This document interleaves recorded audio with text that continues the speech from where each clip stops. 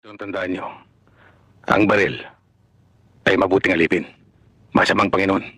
Ang ibig kong sabihin, kapag ang baril ay ginamit sa kabutihan, mabuti yan. Pero kung magpapadala kayo sa kapangyarihan ng baril, masama yan. Naintindihan niyo ako? Opo.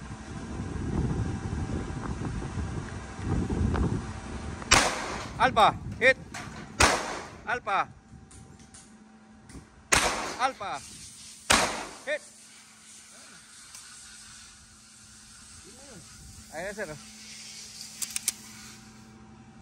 Thank you. Yan, ayos yung ating modification. So yan, ito po yung ating mga baby na 45 caliber pistol. Yan ang ating mga laruan, no? Pero this time, this is something special, mga kapatid. Ito yung ating Taurus PT-92A 1911. PT-1911, no? 92 na naman tayo. Ito ay PT-1911 na AR, no? Ito po ay pinalitan natin ng rosewood double diamond grips. In-extend natin ang magazine cuts, slide stop. Ilagyan natin ng LPA style na Bomar adjustable rear sight. Pinalitan din po natin yung hammer kasi old fashion yung hammer. Ilagyan natin ng fiber optic at nilagyan natin ng barrel bushing muzzle brake. At nilagyan natin ng magwheel, of course. Ayan, ngayon, ang gagawin natin ay i-verify natin yung target, no? Tignan natin po kung nakasiro tong baril na ito, no? So, pupunta tayo sa target board, mga kapatid, no? So, ayan. Nakikita nyo naman, clear ang target. Ayan. So, testingin natin yan. So, ulitin natin, baka, ayan, malinis po ang target board, no? So, ayan. Kasama natin ang Sir Marco Yualday, ang ating cameraman. Yan, no? Kita mo naman, no? Forex-man jersey. Yan, Marco Yualday, no? Yan, por la patria. Yan. So, syempre, ang mga partner natin ay nandun sa likod, no? Ayan, ang ating mga partner, no? Ang Armscore, ang Reloaders Gun and Ammo Trading, Jetro International, ang Team Cuts. At kasama din dyan ang shooter, nakataking kasi kaya hindi nakita. So, anyway, ayan. Nakikita nyo mga kapatid, clear po yung target board, no? Na-verify na, sir? So, verify na po. So, tignan natin kung kaya natin ipasok ang bala doon sa target, no? Ready? Alpha. Again. Alpha, sir. Tumaas lang konti. Hit. Alpha, bumaba. Lumabas, sir. Lumabas, no? So, verify. Verify, sir. Puro ulo. It's from the holster.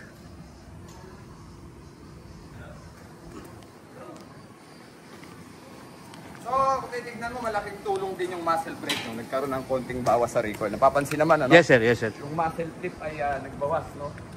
And remember, at hindi natin ito baril, no? Hindi pala natin kabisado pa. Dahil ito ay kakalagay lang ng rear sight, no?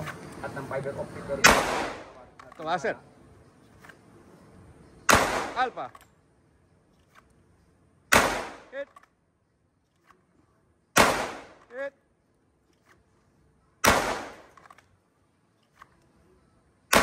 Hit. Okay, verify ulit.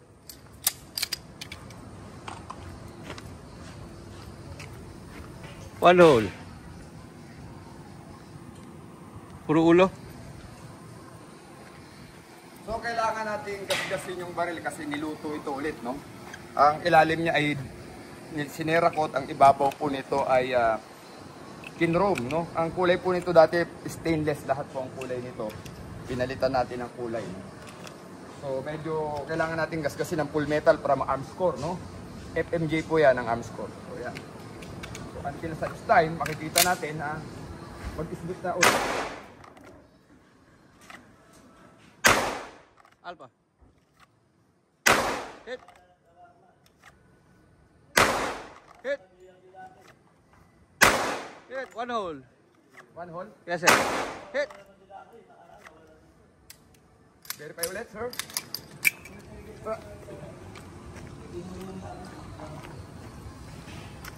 One hole. Malinis, oh.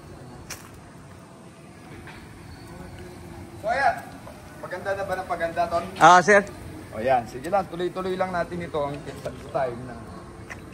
Sa bagay, wala pa naman tayong experience na sabit, no? Nakakailang putok na tayo. Pero tuloy-tuloy natin. Tignan niyo po yung ginawa natin, ano? Ayan po yung ano, no? Kinurumlay natin yung barrel. Yan, naka-muzzle brake, fiber optic front. LPA, bomber style na LPA. LPA po na brand. Pinalitan ng hammer, double safety, slide stop, at rosewood grip na double diamond. At magwell. So yan po yung mga modification bukod puro sa kulay, no? So let us see. Again, no? Sige, sir. So ang objective, puro ulo dapat pumasok ang bala nito. Hit. One hole. Taas lang, sir. Hit.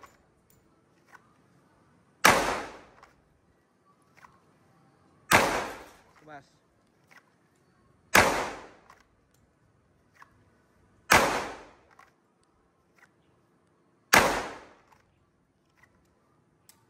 Alright, verify ulit, sir.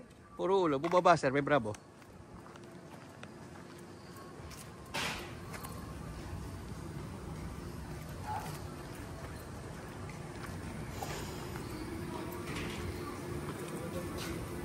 So yan, tuloy-tuloy tayo, no? Tuloy-tuloy. From the holster, we are not making precision shooting here, no? Yes, sir. Ang ginagawa natin, as usual, Mas lumayo ka na, sir, ha? yan. Alpha. Hit. Hit. Hit. Taas, sir. Hit. Verify ulit.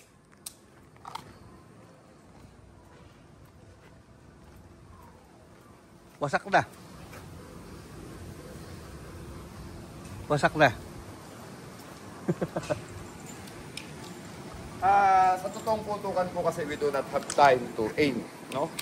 What we are doing right now is we are doing a point and shoot technique. No? Kailangan, pag binunot yung barrel, kailangan itama niyo. So, ganun po palagi, no? So, until sa nakabisado na natin yung ating muscle memory, tama po tayo palagi. Kung saan natin tinutok ang barrel, dun po tayo. Yan. Yun po ang ating ibig sabihin, mga kapatid. Tumataas, sir. Tumataas. Tumaas, ano? Ah. Yun. So, yun po, verify. Woo! Wasak na. So ito lang po yung ating area na pinupuntahan ng bala. Yes, sir. So around how many meters na yan siguro? More or less 10 ano? Yes, sir. Nasa 10 na. Oo. Pero totoo po niyan, hindi naman ganyan kalayo ang barilan sa syudad. Malalapit lang po yan. More or less mga 5 meters yan or isa nga 3 meters pa pag biglaan po. Dapat tumama tayo. Kung ganyan po ang training nyo, pag malapitan po, sigurado pong panalo kayo. No? Yes, sir. Maraming salamat, Tol. Panggang Pilipinas. Hey, Dad. Shooter, are you ready? Yes, sir. Up! Hit!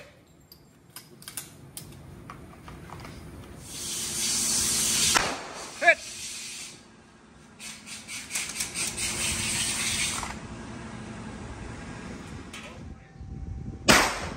Hit!